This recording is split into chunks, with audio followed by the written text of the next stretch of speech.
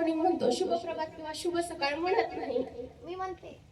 कोण म्हणत नाही. सकाळ सकाळ आलेल्या आपण सगळ्या मैत्रिणींना गुड मॉर्निंग म्हणतो.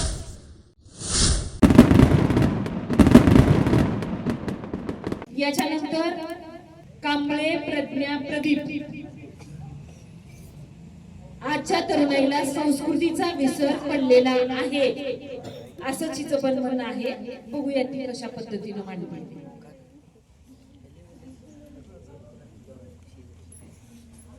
आदरणीय व्यासपीठ येथे जमलेले प्रमुख पाहुणे, पूज्य गुरुजन वर्ग व माझ्या मित्रमैत्रिणींनो, आज आपल्या शाळेत दरवर्षीप्रमाणे स्वर्गीय परशुराम तुकाराम कांबळे यांच्या स्मरणार्थ वक्तृत्व वादविवाद स्पर्धा होत आहेत.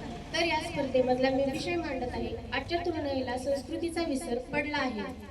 सर्वप्रथम संस्कृती म्हणजे काय? तर संस्कृती म्हणजे खऱ्या अर्थाने आचार विचाराचे आचरण, सत्य असत्याची जाणीव, चांगल्या वाईट मधला फरक, राहण सहान, बोली भाषा, मान सन्मान, थोर लहानांची जाणीव, पेहराव, कला, समाजाच्या जीवनशैली, मूल्ये, रीतिरिवाज हे होय.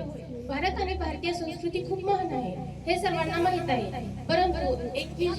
परंतु 21व्या शतकात आजच्या तरुणाईला संस्कृतीचा विसर पडत आहे. समाजाच्या बदलत्या रूढी परंपरेनुसार आजचा प्रत्येक तरुण वागत आहे.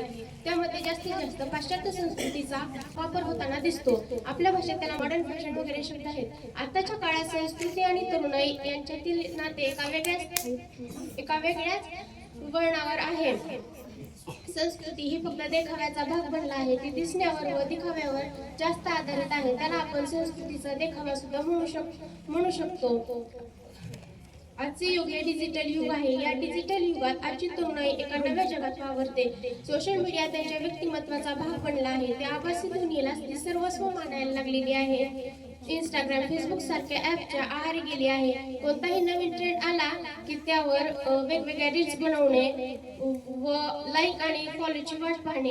जेवढे जास्त लाईक आणि फॉलोवर तेवढी जास्त किंमत. या गोष्टीमुळे आजकालच्या तरुणाईचे हे ध्येय होत चालले आहे. खरं तर या माध्यमाचा शोध दूर असलेल्या लोकांना एकत्रित करण्यासाठी आणि त्यांच्यात संवाद साधण्यासाठी लागला होता, पण आता त्याचे विपरीत परिणाम होत आहेत. सोशल मीडियाच्या आहारी जाऊन लोक सोशल न राहता एकलकोंडी होत आहेत.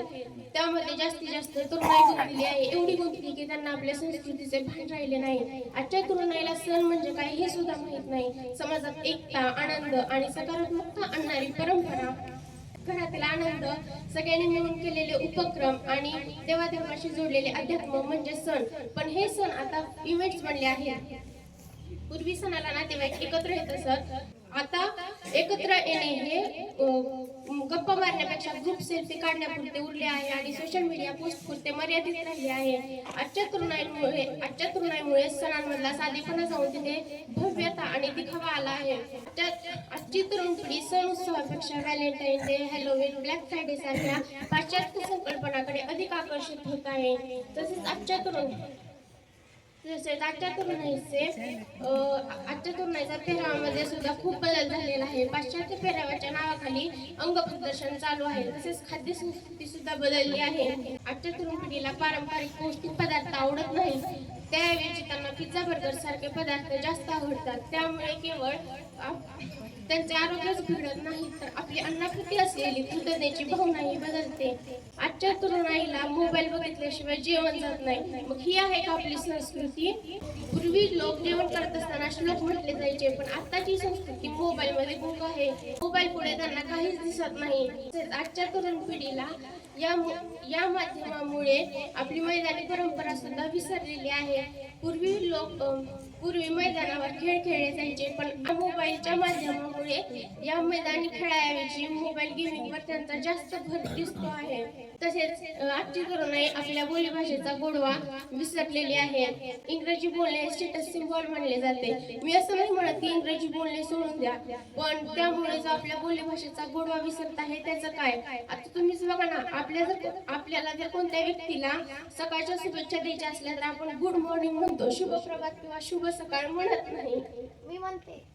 कोण म्हणत नाही. सकाळ सकाळ आलेल्या आपण सगळ्या मैत्रिणींना गुड मॉर्निंग म्हणतो. कोण गुड मॉर्निंग म्हणतो. जर आपल्याला कोणाचे आभार मानायचे असेल तर आपण सहजपणे थँक्यू म्हणतो. धन्यवाद वगैरे आता कोणीही म्हणत नाही. ती कुटुंब व्यवस्था ही जगात आदर्श मानली जाते. संयुक्त कुटुंबात प्रेम, आदर आणि प्रामाणिकपणा जबाबदारीचे धागे असतात. वडीलधाऱ्यांचा अनुभव, मुलांचा उत्साह आणि महिलांचा संयम या सगळ्यांनी घर एकत्र ठेवलं. पहिले आजी आजोबा काका काकी एकत्र राहायचे, पण आता कुटुंब पद्धत त्यामुळे त्यांच्यावर चांगले संस्कार व्हायचे आणि त्यांना संस्कृतीची जाणीव असायची. पण आता विभक्त कुटुंब पद्धती वाढली आहे, त्यामुळे कुटुंबात आजी आजोबाच नाही तर मग त्या मुलांना आपल्या संस्कृतीची माहिती कशी व्हायची. पारंपरिक सांस्कृतिक